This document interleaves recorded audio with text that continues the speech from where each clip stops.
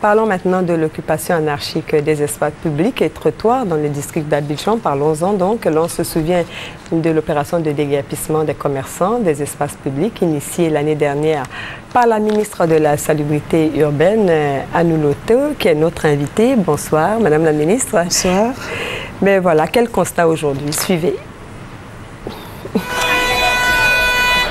Adjamé, boulevard Nangui à Brogua. Difficile pour les voitures de circuler. Les commerçants et les vendeurs occasionnels sont de retour dans les rues. Le magasin là c'est cher, 2 millions, 3 millions. Après ça, on est là ici. À Abobo, les étals ont refait leur apparition en bordure des voies. Au rond-point de cette commune, un véritable marché d'appareils électroménagers. Moi, je sais, j'ai peur. J'ai peur de partout. Si partout vient, je cours. Si partout je viens s'asseoir pour débrouiller, à quoi de manger? À Yopougon, le commerce a repris dans son désordre habituel sur les trottoirs. De nouveaux maquis sont sortis de terre, là où sont passés les bulldozers lors de l'opération Pays propre. À Cocody, le constat est le même. Il y a de nombreux commerçants devant le centre commercial, à tel point que l'on se demande où sont passés les agents de la brigade de la salubrité urbaine. Une question qui est sur toutes les lèvres.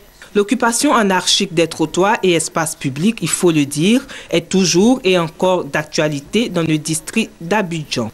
C'est donc face à cette réalité que le ministre Anne Ouloto est revenu récemment à la charge.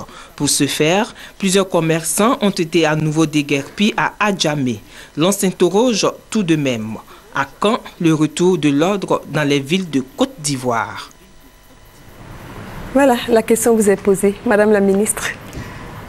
Je vous remercie. C'est vrai, à quand le retour de l'ordre en Côte d'Ivoire? Et d'ailleurs, on aurait pu continuer avec les commentaires du journaliste tout à l'heure pour dire qu'à Boaké, à Korogo, à Man, à Oudéné, on assiste partout à ce même désordre urbain. Vous savez très bien que le gouvernement ne peut rester indifférent à une telle situation. C'est la raison pour laquelle nous avons tiré les leçons de cette expérience d'une année passée. Nous avons évalué donc la situation et nous avons décidé de proposer un certain nombre de mesures au gouvernement. Croyez-moi, le retour à l'ordre urbain est pour très bientôt. Voilà, donc en Conseil des ministres, le gouvernement a pris des mesures urgentes. Nous allons en parler maintenant. Parmi ces mesures, la suspension jusqu'à nouvel ordre de la délivrance par les autorités communales des autorisations d'occupation du domaine public. Qu'est-ce qui a donc motivé ces décisions? Je vous remercie. C'est une question importante. Vous avez constaté que ces commerçants ambulants, ces installations anarchiques, ces maquis, n'est-ce pas, anarchiques dont vous avez parlé tout à l'heure, sont construits sur le domaine public. Et donc, le véritable problème se situe au niveau donc de la problématique de la gestion du domaine public. Alors, nous devons dans le même temps comprendre qu'une ville s'organise autour d'un schéma qui est appelé le schéma directeur. Malheureusement, aujourd'hui, à Abidjan, à Yamoussoukro, on a nettement l'impression que nous n'avons pas de schéma directeur, ce qui est totalement faux. D'où l'initiative du ministère de la Construction de mettre à jour ces schémas directeurs. Il appartient donc au gouvernement de mener des activités cohérentes. Le ministère de la Construction, donc dans la mise à jour du schéma directeur, nous, en ce qui concerne donc la surveillance du domaine public, nous avons proposé au gouvernement de suspendre donc jusqu'à nouvel ordre ces autorisations d'occupation du domaine public qui sont délivrées de façon régulière donc dans les mairies. Et c'est ce qui permet à ces personnes, à ces commerçants ou autres artisans de construire sur le domaine public, malheureusement, de façon anarchique, sans aucun respect du schéma directeur. Alors la conséquence, c'est que nos villes sont totalement défigurées, la situation est inacceptable. En second lieu, la situation des commerçants donc, qui s'installent également de façon naturelle sur le domaine public parce que chacun cherche, n'est-ce pas, à gagner quelque chose pour faire vivre sa famille, eh bien cette situation naturellement doit aussi connaître des solutions parce que le domaine public n'est pas le lieu où ce type de commerce doit s'exercer. Les commerces s'exercent dans un marché ou dans des sites appropriés. C'est la raison pour laquelle le gouvernement a pris cette mesure, donc de demander, n'est-ce pas, la suspension de la délivrance de ces occupations, de ces autorisations d'occuper le domaine public, jusqu'à la fin de la mise à jour des schémas directeurs, ce qui nous permettra de repartir de zéro avec de nouvelles règles, avec une nouvelle discipline également, et avec l'engagement de tous. Est-ce que cela veut dire que les maires ne pourront plus signer d'autorisation d'occupation de domaine public? Oui, les maires d'ailleurs, je pense que même sont embarrassés face à cette situation. Vous imaginez que les maires sont élus par les populations vivant dans leur commune. Donc, ils sont jugés au résultat.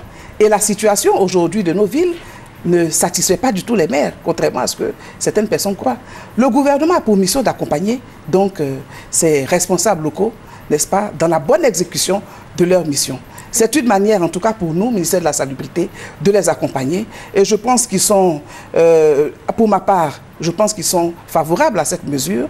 Et je pense qu'ils ont également envie de faire en sorte que les objectifs visés par le gouvernement, les objectifs du président de la République, donc qui sont d'améliorer les conditions de vie, le cadre de vie des populations, faire en sorte que notre pays devienne un pays émergent à l'horizon 2020, soit effectivement atteint. Tout le monde doit y donner donc de lui-même, et je pense qu'avec les maires, avec les commerçants, avec les transporteurs, avec toutes les populations, nous devons nous engager, n'est-ce pas, dans ce processus dans cette aventure pour cette nouvelle Côte d'Ivoire, n'est-ce pas? Au nombre des décisions figure la mise en place d'un cadre de concertation permanent interministériel de salubrité. Qui la compose et quelles sont ses missions, Madame la Ministre? Alors, ce cadre permanent de concertation, donc, qui porte sur les activités de la salubrité, donc, est composé de 19 ministères. On voit d'ailleurs les images. Exactement. De 19 ministères techniques, le ministère de la Construction, le ministère des Infrastructures économiques, le ministère du Logement, le ministère des Transports, de la Communication, etc. Parce que l'activité de salubrité donc, est transversale à tous ces ministères. Mais en plus donc, de ces ministères techniques, nous avons également les districts autonomes d'Abidjan et de Yamoussoukro. Nous avons également l'ordre des architectes et l'ordre des urbanistes que nous saluons au passage, qui nous ont depuis l'année dernière offert donc leur service. Eh bien, ce sont toutes ces personnalités, donc ces représentants de ces ministères et donc de ces structures qui viendront réfléchir, n'est-ce pas, à tous les problèmes posés donc par les opérations de salubrité. Ce qui suppose, Madame Saoué, que très bientôt, vous verrez que, en même temps que nous mènerons des opérations de police, n'est-ce pas, nous serons à même de dire avec le ministère de la Construction, avec le ministère du PME de l'artisanat, n'est-ce pas, aux commerçants, aux artisans, où est-ce que, de façon définitive, ils peuvent s'installer. Avec les maires, nous ferons en sorte de trouver des sites adaptés à ces opérateurs économiques, de façon à ce qu'on n'assiste plus à la recolonisation de ces sites. Et c'est le plus grand ennemi du ministère de la Salubrité, la recolonisation des sites. Oui, malgré tous les efforts qui ont été consentis par le gouvernement, les populations, malheureusement, ont une attitude, c'est vrai, que nous qualifions quelquefois d'incivique, mais en réalité, il nous faut, n'est-ce pas, régler les problèmes de bout en bout, de façon globale, de façon profonde, afin que tout le monde accompagne ce processus de la nouvelle Côte d'Ivoire. Vous avez parlé d'opération de police, mais quelle place pour la sensibilisation, Madame la Ministre? Eh oui, vous avez raison. Vous voyez bien que nous y allons progressivement, parce que la sensibilisation a un rôle extrêmement important. Les actions que nous menons depuis toujours sont précédées de sensibilisation, de proximité, de mise en demeure, n'est-ce pas, de report de mise en demeure. Vous avez vu que pendant plusieurs mois, nous avons été interpellés par les populations disant que nous faisions 2 poids 2 mesures en ce qui concerne donc le bâtiment de M. Alpha Blondy, donc aux 2 plateaux. Exact. Eh bien, nous les avions rassurés en leur disant que nous étions dans un processus. Et aujourd'hui, je suis heureuse d'annoncer aux Ivoiriens que ce processus est pratiquement à son terme. N'est-ce pas? Nous avons amené cet opérateur économique à accompagner le ministère de la Salubrité et le gouvernement. Aujourd'hui, tout ce qui était donc débordement de cette bâtisse a été totalement remise à niveau. Je voudrais l'en féliciter et dire également à tous les opérateurs économiques qu'il y va de l'intérêt de la Côte d'Ivoire. Aujourd'hui, la rue Princesse fonctionne, n'est-ce pas? Et les Ivoiriens qui aiment donc sortir le samedi à la rue Princesse sont heureux d'y aller parce qu'il y a moins de nuisances, n'est-ce pas? Ils y sont dans un cadre meilleur. Plus sain. On pourra améliorer ceci, on ira de mieux en mieux en améliorant toute cette situation, mais je voudrais lancer un appel à tout le monde, à toutes les populations, à tous les Ivoiriens, pour leur dire que la salubrité doit être une cause nationale. Les questions de salubrité, n'est-ce pas, s'inscrivent dans l'intérêt de la santé des populations, dans l'intérêt de la santé de nos enfants, dans l'intérêt de l'économie nationale également. Si nous voulons attirer les investisseurs, il nous faut, n'est-ce pas, avoir un beau pays, un pays agréable, un pays, n'est-ce pas, où nous n'avons pas de problème de sécurité. Or, vous savez que la saleté, l'insalubrité est un indice de sécurité très important. Mais vous avez parlé d'incivisme des populations, de recolonisation de certains sites déjà déguerpis. On se pose la question était posée dans le reportage, que deviennent les brigades de salubrité qui ont été tant médiatisées? Eh oui, la brigade de salubrité travaille, heureusement qu'elle existe. Heureusement que la brigade de salubrité existe. On ne la voit plus sur le terrain. Ah si, je peux vous assurer qu'elle existe. Malheureusement, nous sommes en nombre insuffisant.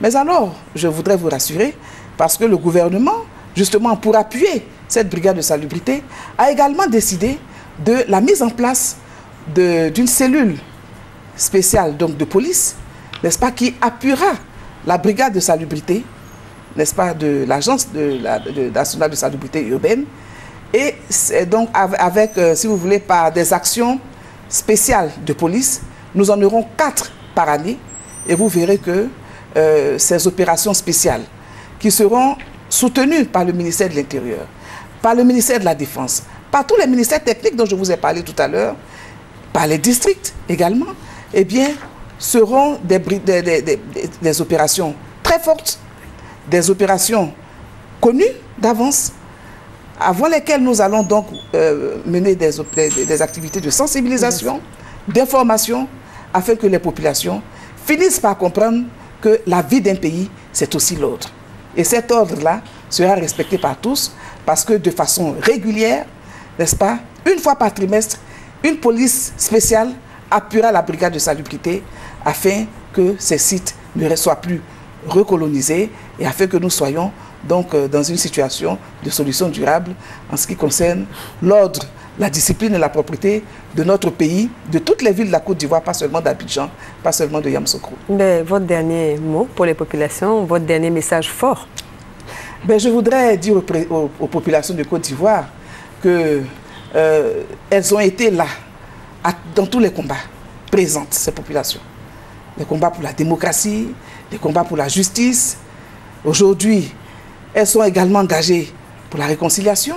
Je les invite également à s'engager pour la propreté, pour la salubrité, pour cette nouvelle Côte d'Ivoire dont rêve tant notre président de la République, pour cette Côte d'Ivoire belle, cette Côte d'Ivoire ordonnée, cette Côte d'Ivoire disciplinée, cette Côte d'Ivoire qui sera le pays émergent de 2020, n'est-ce pas? Cette Côte d'Ivoire où viendront tous les investisseurs du monde, cette Côte d'Ivoire qui sera la perle de l'Afrique, qui sera la vitrine de l'Afrique. Et je voudrais partager avec eux ce rêve du président de la République en les invitant à s'approprier ce programme, n'est-ce pas, d'ordre, ce programme d'opération pays propre, ce programme ce processus pour cette nouvelle Côte d'Ivoire. Voilà, je vous remercie beaucoup. Je recevais Madame Anne Désiré Loto, qui est la ministre de la Salubrité urbaine. Merci d'avoir accepté notre invitation.